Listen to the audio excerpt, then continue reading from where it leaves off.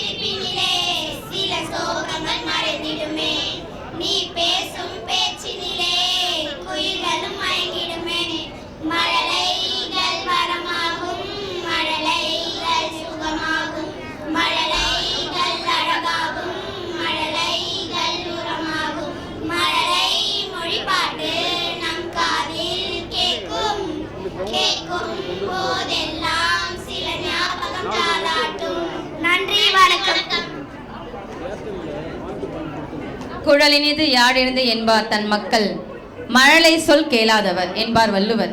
அழகாக மழலை மொழியில் பாடல் இசைத்து சென்றுள்ள மாணவிகளுக்கு நம் கைத்தட்டல்கள் மூலமாக வாழ்த்துக்களை தெரிவித்துக் கொள்கிறோம்.